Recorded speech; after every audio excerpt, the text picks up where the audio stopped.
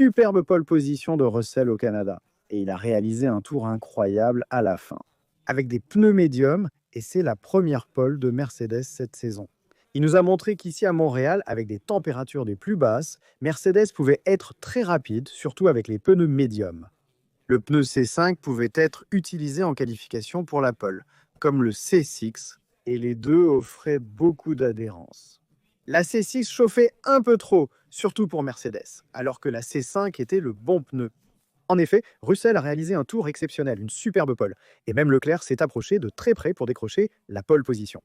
Avant de commencer, analysons tout en détail. N'oubliez pas de vous abonner, d'activer les notifications et de laisser un like pour soutenir la chaîne. Un grand merci pour tout votre soutien. Donnez votre avis sur les qualifications dans les commentaires. Et passons maintenant à l'analyse. Commençons par les temps. Russell en pole position en 1 minute 10 secondes, 899 devant Max Verstappen en 1 minute, 11 secondes 0,59. Troisième Piastri, 1,11,120. Quatrième, Antonelli, 1,11,3, 191, cinquième. Hamilton, sixième Alonso, septième Norris, huitième Leclerc, neuvième Agiar, dixième Albon. Les deux Ferrari se retrouvent avec Hamilton à 6 dixièmes et Leclerc à 7 dixièmes. Dans la chambre de Russell, ils avaient vu jusqu'à ce moment-là, jusqu'au Q3, des écarts très serrés. Mais à la fin du Q3, les écarts se sont révélés. Parce que 6 dixièmes pour Hamilton, 7 dixièmes pour Leclerc, c'est beaucoup. Il faut dire que Leclerc a commis une erreur lors de sa dernière tentative. Et malheureusement, il n'a pas réussi à la concrétiser. Pourquoi a-t-il fait cela? On le constate déjà, même avec ses temps, dans les derniers secteurs. Il a fait 19 secondes. Dans le premier secteur, quel est le meilleur temps réalisé par un pilote? Dans le premier secteur, il y a le 19 secondes de Verstappen et aussi le 19 secondes de Russell. Donc c'était vraiment un très bon premier intermédiaire, puis Leclerc a commis une erreur dans le deuxième secteur. Et donc il n'a pas réussi au début du deuxième secteur, et donc il n'a pas réussi à finaliser le tour. Selon Leclerc, son erreur était due à la zone sale, il l'a affirmé lui-même. Selon moi, il y avait Hadjar devant qui m'a influencé, il a influencé l'équilibre de la monoplace et la zone sale qui m'est arrivée dessus. Allons voir ensemble le moment où Leclerc se trompe. Et voyons, c'est Agiar. La distance était assez grande, dans le sens où Agiar n'était pas collé à ce moment-là. Et voyons ici le premier contrôle. Au commentaire, Rosberg disait jusqu'alors que Leclerc faisait un tour incroyable et parfait. Puis, Leclerc a commis une erreur, Rosberg lui ayant visiblement porté la poisse. Évidemment, ici, premier contrôle où il n'arrive pas à gérer la SF25, et ici aussi, au deuxième contrôle, il perd toujours l'arrière. Donc ce sont deux erreurs de perte de l'arrière qui se produisent en pleine trajectoire. Mais selon moi, cela n'est pas vraiment dû à l'air sale, qui a certes eu une influence minime. Mais c'est plutôt dû à un équilibre très sensible de sa SF25, surtout avec les pneus tendres, donc avec la C6. Cela a réduit son efficacité dans la gestion des températures.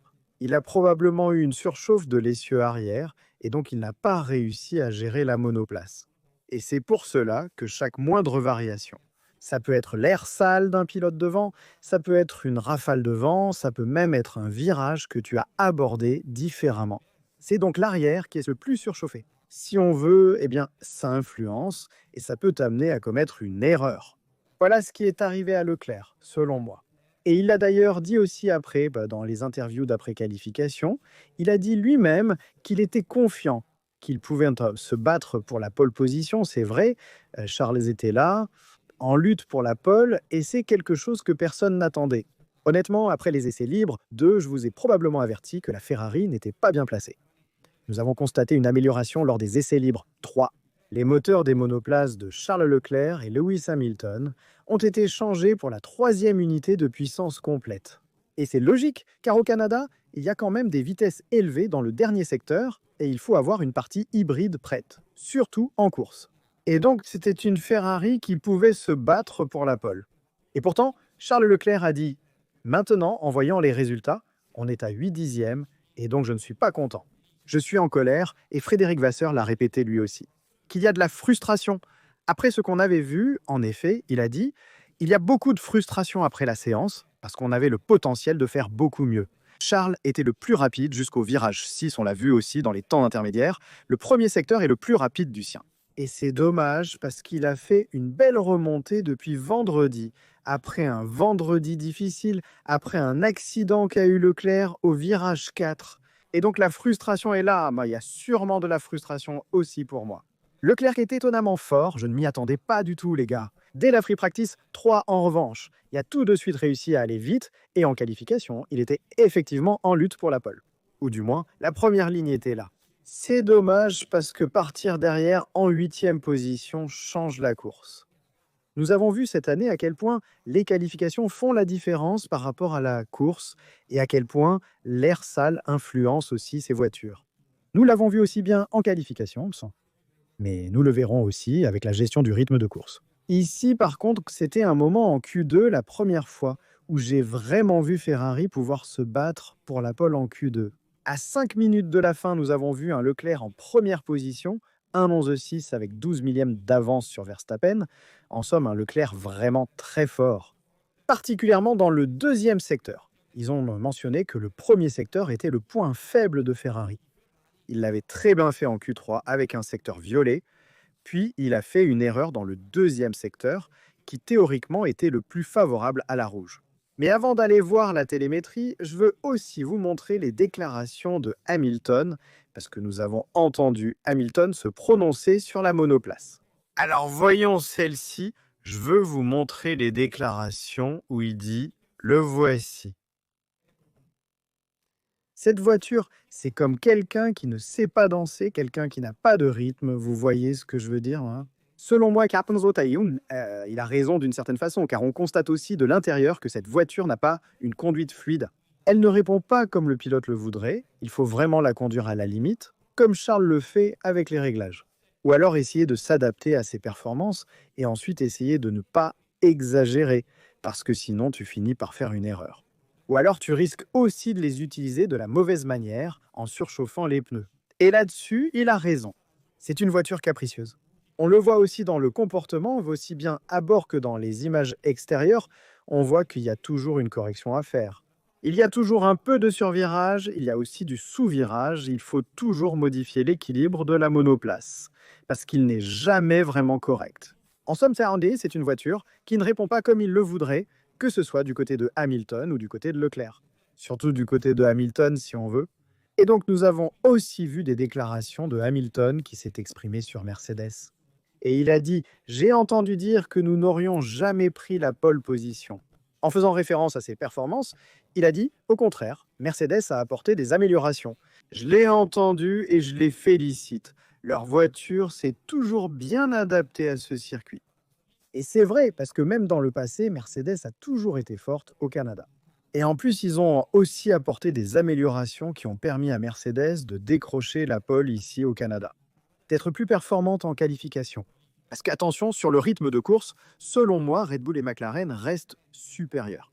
De notre côté, Hamilton dit « Je pense qu'il a quand même fait une meilleure performance même par rapport à l'année dernière, en voyant comment ça s'est passé pour Ferrari l'an dernier.